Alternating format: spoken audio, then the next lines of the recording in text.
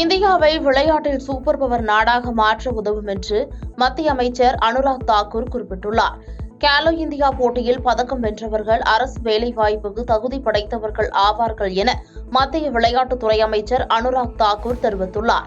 இதுகுறித்து அனுராக் தாக்கூர் எக்ஸ் தளத்தில் வெளியிட்டுள்ள ஒரு பதிவில், கேலோ இந்தியா இளைஞர் விளையாட்டு, கேலோ இந்தியா குளிர்கால விளையாட்டு, கேலோ இந்தியா பாரா விளையாட்டு, கேலோ இந்தியா பல்கலைக்கழக விளையாட்டு போட்டி ஆகியவற்றில் பதக்கம் வென்றவர்கள் திருத்தப்பட்ட தகுதி வரைமுறையின்படி இனி அரசு வேலைவாய்ப்புக்கு தகுதி படைத்தவர்கள் ஆவார்கள்.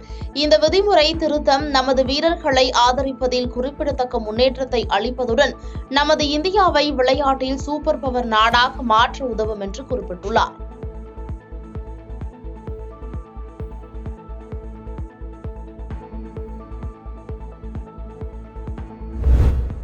புதுச்சேரியில் 9 வயது சிறுமி கொலை செய்யப்பட்டதற்கு ராகுல் காந்தி கண்டனம் தெரிவித்துள்ளார். புதுச்சேரியில் 9 வயது சிறுமிக்கு நடந்த கொடூரம் அனைவரையும் அதிர்ச்சியில் ஆழ்த்தியுள்ளது. மேலும் நாட்டில் சிறுமிகளுக்கு எதிரான குற்ற சம்பவங்கள் ஏன் தொடர்ந்து அதிகரித்து வருகின்றன என காங்கிரஸ் எம்பி ராகுல் காந்தி கேள்வி எழுப்பியுள்ளார். இதுகுறித்து தனது எக்ஸ் பக்கத்தில் 2022 மட்டும் பெண்களுக்கு எதிராக 4.5 லட்சம் குற்ற சம்பவங்கள் நடந்துள்ளன. அதில் 31,000 பாலியல் வன்புணர்வு வழக்குகள் அடங்கும்.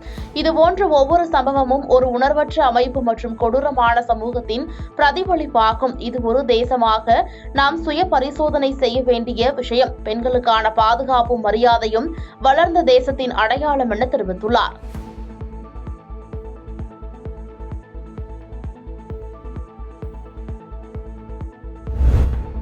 புதுச்சேரியில் சிறுமி படுகொலை வழக்கில் குற்றவாளிகள் மீது 6 பிரிவுகளின் கீழ் வழக்கு பதிவு செய்யப்பட்டுள்ளது.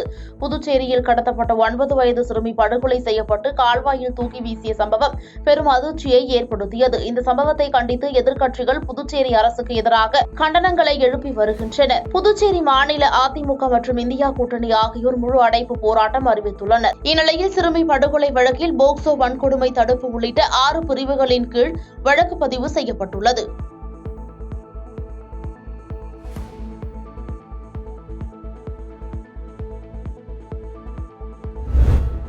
திருமண மண்டபத்தில் புகுந்த சிறுத்தையிடமிருந்து தப்பிச் சென்ற சிறுவனின் சிசிடிவி காட்சிகள் வெளியாகியுள்ளது.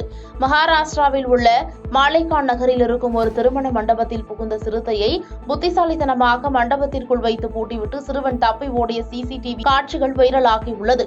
அந்த சிசிடிவியில் திருமண மண்டபத்தின் கதவு பக்கத்தில் 12 வயது சிறுவன் ஒருவன் மொபைல் போனில் கேம் விளையாடிக் கொண்டிருக்கிறான். அப்போது கதவின் உள்ளே சிறுத்தை ஒன்று மெதுவாக வருகிறது. அதனை பார்த்த சிறுவன் எந்த பதட்டமும் இல்லாமல் வெளியே சென்று மண்டபத்தின் கதவை பூட்டி விடுவது பதிவாகியுள்ளது. பின்னர் தகவலின் பேரில் சம்பவ இடத்திற்கு விரைந்து வந்த வனத்துறை அதிகாரிகள் சிறுத்தையை கூண்டில் அடைத்தனர்.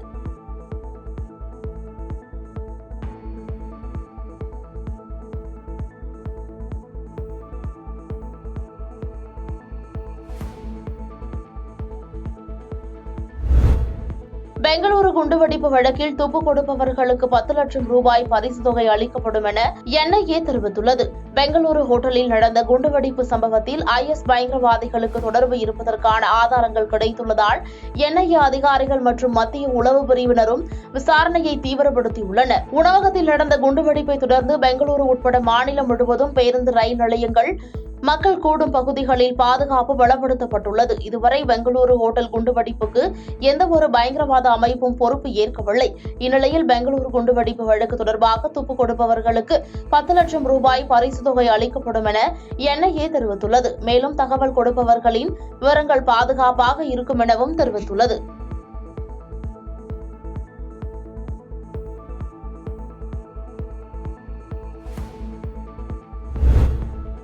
நீலகிரி தொகுதியில் மீண்டும் போட்டியிட விருப்ப மனு தாக்கல் செய்யப்போவதாகவும் போட்டியிடுவதை கட்சி தலைமை முடிவு செய்யும் என செய்தியாளர் சந்திப்பில் ராசா தெரிவித்துள்ளார். நீலகிரி நாடாளுமன்ற தொகுதிக்குட்பட்ட திருமுருகப்பூண்டி நகராட்சி மற்றும் அவிநாசி பேரூராட்சி பகுதிகளில் மேற்கொள்ளப்பட்டு வரும் வளர்ச்சி திட்ட பணிகள் குறித்த ஆய்வுக் கூட்டம் திருமுருகன்பூண்டி பகுதியில் நடைபெற்றது. இதில் திமுகவின் துணை பொதுச் செயலாளரும் நாடாளுமன்ற உறுப்பினருமான ராசா கலந்து கொண்டு மேற்கொள்ளப்பட்டு வரும் வளர்ச்சி திட்ட பணிகள் குறித்து அனைத்து அரசு துறை அலுவலர்களுடன் கலந்துரையாடினார். பின்னர் செய்தியாளர்களிடம் பேசிய அவர், நீலகிரி தொகுதியில் மீண்டும் போட்டியிட விருப்ப மனு தாக்கல் செய்யப்போவதாகவும் போட்டியிடுவதை கட்சி தலைமை முடிவு செய்யும் எனவும் பேசினார். அரசின் சார்பில் நடைபெற இருக்கின்ற திட்டங்களை மாவட்ட ஆட்சித்தலைவர் மற்றும் மாவட்ட அளவிலான அனைத்து சார் ஆட்சியர், நகராட்சி ஆணையர் உள்ளிட்ட அனைத்து அலுவலர்களையும் அழைத்து ஆய்வுக் கூட்டம் நடத்தியதன் விளைவாக பல்வேறு நலத்திட்டங்கள் இன்றைய தினம் புதிதாக அறிவிக்கப்பட்டிருக்கிறது. ஏற்கனவே மாண்புமிகு முதலமைச்சர் அவர்கள் இந்த தொகுதிக்கு, இந்த அவிநாசியை பொறுத்தவரை 40 கோடி ரூபாயில் டைட்டில் வார், 5 கோடி ரூபாயில் அரசு மருத்துவமனை மகப்பேறு பிரிவு, 6 கோடி மதிப்பீட்டில் வணிக வளாகம், 45 லட்சம் மதிப்பீட்டில் பயணியர் நிழற்குடை, அதே போல ஆதிராமருக்கு சமுதாய நலப்படம் பெற்றவருக்கு 1.25 கோடியில் 2 திட்டங்கள் என்று ஏற்கனவே அறிவித்திருக்கிறார்கள். அவற்றையும் இன்றைக்கு ஆய்வு செய்தோம். பணிகள் நடைபெற்று முடிகின்ற தருவாயில் இருக்கிறது. ஈரோட்டில் நடைபெற்ற அரசு நலத்திட்ட உதவிகள் வழங்கும் நிகழ்ச்சியில் 12 கோடி ரூபாய் மதிப்பிலான பட்டாக்களை மதுவிலக்கு ஆயத்தீர்வைத்துறை அமைச்சர் முத்துசாமி வழங்கி சிறப்புரையாற்றினார். ஈரோடு அடுத்த ஆரன்புதூர் தனியார் திருமண மண்டபத்தில் வீட்டுமனை பட்டா மற்றும் பல்வேறு துறைகளின் சார்பில் அரசு நலத்திட்ட உதவிகள் வழங்கும் விழா மாவட்ட ஆட்சியர் ராஜகோபால் தலைமையில் நடைபெற்றது. இதில் தமிழக வீட்டு வசதித்துறை மற்றும் நகர்ப்புற வளர்ச்சித்துறை அமைச்சர் முத்துசாமி கலந்து கொண்டு பயனாளிகளுக்கு நலத்திட்ட உதவிகளை வழங்கினார். பின்னர் நிகழ்ச்சியில் பேசிய அமைச்சர் முத்துசாமி, ஈரோடு சிஎன் கல்லூரி மைதானத்தில் உள் விளையாட்டு அரங்கம், பெரிய நூலகம் போன்றவற்றை உருவாக்க மத்திய அரசு தற்போது வரை ஒப்புதல் அளிக்கவில்லை என்று விமர்சித்து பேசினார்.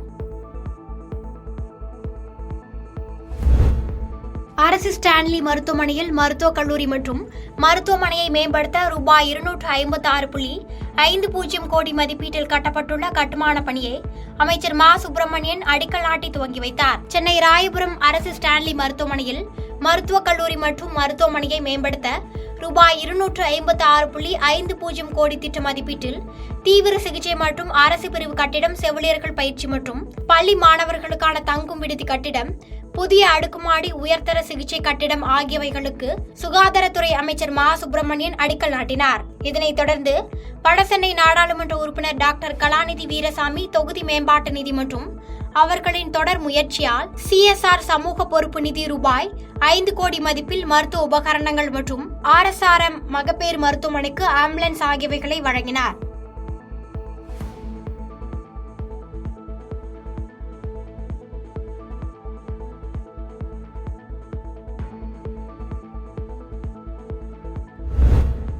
சென்னை அடுத்த தாம்பரம் காமராஜர் சமூக நலக்கூடத்தில் விடுதலை சிறுத்தைகள் கட்சி சார்பில் பல்வேறு கல்லூரிகளில் இருந்து மாணவர்கள் இணையும் விழா விசிக கட்சியின் தலைவர் தொல் திருமாவளவன் தலைமையில் நடைபெற்றது. இந்நிகழ்ச்சியில் 100க்கும் மேற்பட்ட பல்வேறு கல்லூரிகளை சேர்ந்த மாணவர்கள் தலைவர் தொல் திருமாவளவன் முன்னிலையில் விசிக கட்சியில் இணைந்தனர். அவர்களுக்கு கட்சியின் சால்வை அணிவித்து வாழ்த்து தெரிவித்தார். அதனைத் தொடர்ந்து செய்தியாளர்களை சந்தித்து பேசிய அவர், 5 வருடங்களுக்கு முன்பே திமுகவுடன் விடுதலை சிறுத்தை கட்சி கூட்டணி ஒப்பந்தம் செய்யப்பட்டதால் அதிமுகவுடன் கூட்டணிக்கு வாய்ப்பில்லை என்று பேசினார்.